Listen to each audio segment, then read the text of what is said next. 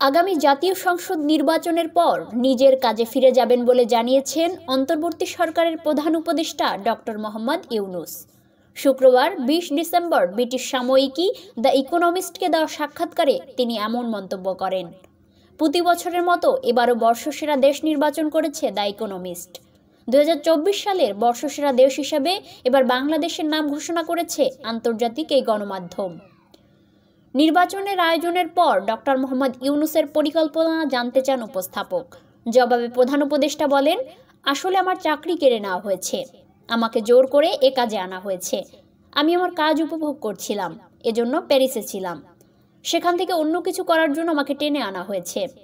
তিনি আরও বলেন, আমি আমার নিয়মিত কাজে ফিরে যেতে পারলে খুশি হব, যা আমি সারা জীবন ধরে করেছি এবং তরুণরাও এটিকে ভালোবাসে।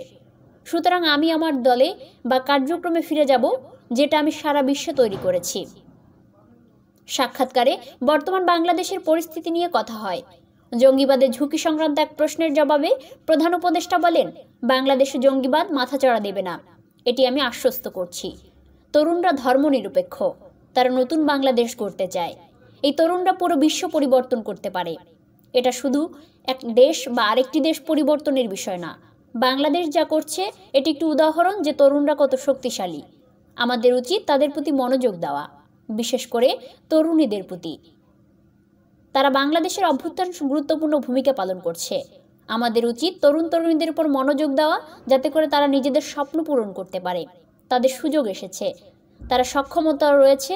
অভ্যুত্থানের নেতৃত্ব দেওয়া ৩ তরুণ আমার ক্যাবিনেটে আছে। তারা দুর্দান্ত কাজ করছে, তারা সক্ষম।